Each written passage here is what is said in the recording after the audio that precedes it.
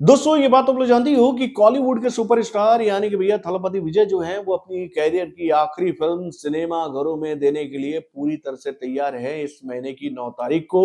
जन नायकन के रूप में, जो कि भाई मल्टी लैंग्वेज में सिनेमा घरों में रिलीज होगी, जिसको लेकर ये जानकारी ऑलरेडी हम लोग के सामने आई है कि ये फिल्म हिंदी लैंग्वेज में जन नेता के नाम से रिलीज होने वाली है, जिसका एक ट्रेलर हाल फिलहाल में ही लॉन्च किया गया है इस फिल्म के दीवानों को इस फिल्म के लिए अट्रैक्ट करने के लिए कि भाई देखो तुम्हारे सुपर हीरो की आने वाली फिल्म का ट्रेलर ऐसा होने वाला है। और भाई इस फिल्म के आने से पहले ही इस फिल्म का बज़ जो है वो थलपति विजय के दीवानों के बीच में काफी स्ट्रांग हो चुका है। यानी कि भैया थलपति विजय के जो दीवाने हैं, तमिल फिल्म इंडस्ट्री के जो प्रशंसक हैं, वो अपने सुपरस्टार को बॉक्स ऑफिस पर आखिरी बार परफॉर्मेंस करते हुए देखने के लिए काफी भावुक हैं कि भैया वो जानते हैं कि इसके बाद थलपति विजय जो है वो फिल्मी दुनिया में वापसी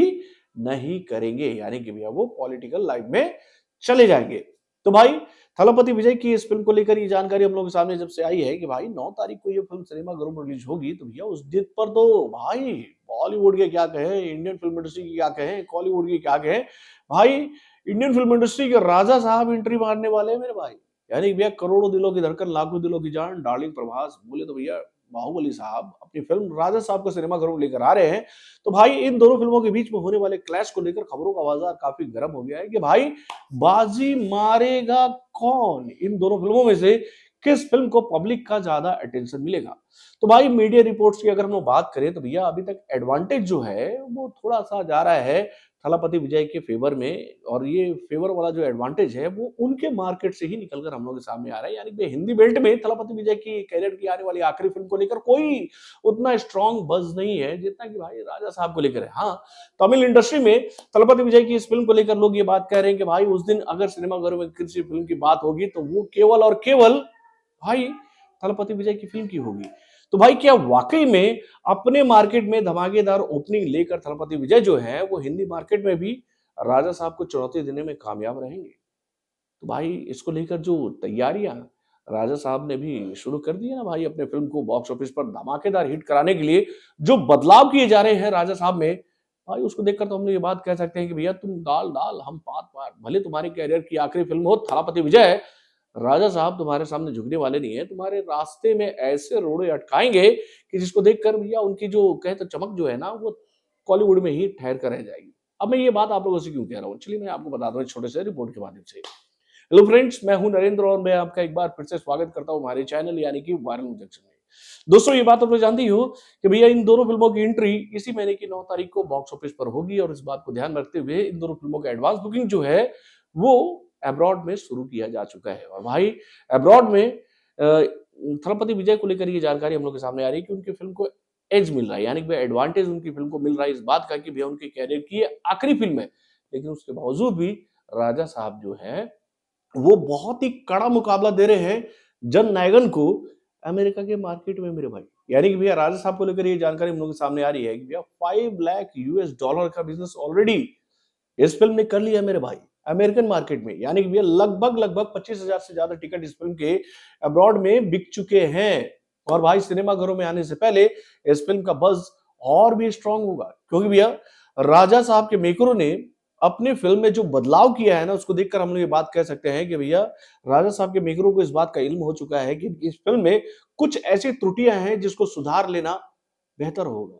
राजा साहब को लेकर ये जानकारी हम लोग के सामने आई थी कि भैया इस फिल्म का जो लेंथ होने वाला था वो होने वाला था लगभग लगभग 3 घंटे 15 मिनट के आसपास का। यानी कि भाई ये 3 घंटे से ज्यादा लंबी फिल्म थी,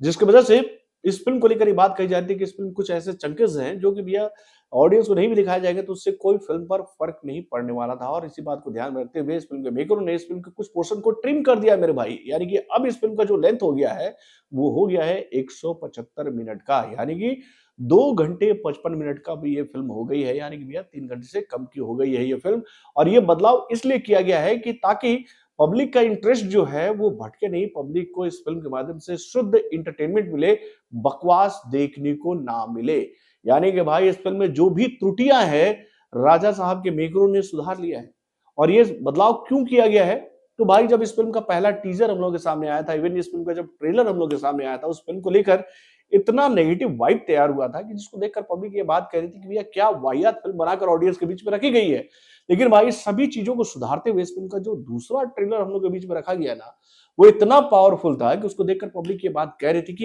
ये हुई ना बात राजा साहब, यानी कि भैया ये बात हुई बाहुबली वाली। भाई पहले तो सबसे पहले इस फिल्म के मेकरों ने डार्लिंग प्रभास को वॉइस को चेंज किया कि भैया छोड़ो, तुम्हें हिंदी बोलनी अभी ठीक से नहीं आती है, तुम अपने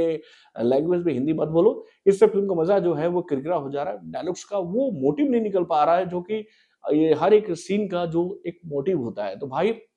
सबसे पहले बदलाव किया गया वॉइस ओवर में डार्लिंग प्रभास की, और अब जो डबिंग उनकी हुई है वो काफी शानदार लग रही है। और अब इस फिल्म के लेंथ को घटाकर इस फिल्म को बहुत ही कह तो क्रिस्पी बना दिया गया है कि भाई हर एक पल, हर एक सीन, हर एक सीक्वेंस पब्लिक को इंटरटेन करने वाली ही इसमें दिखेगी। कोई भी बकवास इस फिल्म में नजर नहीं आने वाली है। यानी कि भैया राजा साहब ने अपने कमर को पूरी तरह से कस लिया है जन नेता को जवाब देने के लिए। अब वहीं पर अगर मैं बात करें भैया जन नेता की, तो भाई जन नेता को लेकर जब तक इस फिल्म का ट्रेलर नहीं आया था ना, तब तक बस काफी स्ट्रांग था मेरे भाई, काफी स्ट्रांग था इस फिल्म को लेकर। खबरों का बाजार काफी गर्म था इस फिल्म को लेकर। ये उम्मीद जताई जा रही थी कि थलापति विजय जो है वो अपने कैरियर की आखिरी फिल्म के माध्यम से हिंदी ऑडियंस का दिल जीतने में कामयाब रह जाएंगे। लेकिन भाई जैसे ही उनकी इस फिल्म का ट्रेलर हम लोग के सामने आया कि भैया इस फिल्म के ट्रेलर की चर्चा जितना अच्छे वे में नहीं बना, उतने ज्यादा नेगेटिव वे में हो गया। जब इस फिल्म के ट्रेलर को पब्लिक ने देखा तो पब्लिक बोली यार ये तो नंदामूरी बालाकृष्ण सर की सुपर डुपर हिट फिल्म भगवान केसरी का रीमेक है। और जैसे इस फिल्म के ऊपर में रीमेक का टैग लगा कि भाई पूरे किए कराए पर पानी फिर चुका है इस फिल्म के ऊपर। यानी कि भैया अब ये फिल्म बॉक्स ऑफिस पर आकर कितना बेहतरीन प्रदर्शन करेगी, इस बात का आकलन कर पाना अब थोड़ा सा मुश्किल हो गया मेरे भाई। यानी कि अब हम लोग ये बात कह सकते हैं कि जो एज मिला हुआ था थलपति विजय की इस फिल्म को राजा साहब के ऊपर, वो इक्वल हो चुका है। यानी कि भाई जिस फिल्म का कंटेंट बॉक्स ऑफिस पर अच्छा देखने को मिलेगा पब्लिक को, और जिस फिल्म से पब्लिक को जबरदस्त एंटरटेनमेंट का डोज मिलेगा, वही फिल्म बाजी मारेगी। ये बात तो साफ हो गई है। और भाई राजा साहब को लेकर या फिर बाहुबली को लेकर या फिर प्रभास को लेकर हम लोग ये बात कहें कि भैया उनका जो मार्केट वैल्यू है वो थालापति विजय से काफी अच्छा है हिंदी बेल्ट में, तो दोस्तों ये कहना बिल्कुल गलत नहीं होगा। यानी कि भैया एक एडवांटेज लेते हुए जब प्रभास अपनी फिल्म को हिंदी मार्केट में लेकर आएंगे, तो वहां पर पब्लिक पहले प्रभास की फिल्म को देखना पसंद करेगी, और वहां पर अगर प्रभास की फिल्म ने पब्लिक का दिल जीत लिया तो गई हवा में जन नेता। ऐसा होगा ना? अपने कमेंट के माध्यम से हमें जरूर बताइएगा। तो बॉलीवुड से जुड़े और भी कई सारी खबरों को जानने के लिए हमारे चैनल यानी कि ऑरेंज अक्षर को सब्सक्राइब करना ना भूलिएगा, और हमारे अपडेट्स को जानने के लिए बेल आइकन को जरूर दबाइएगा।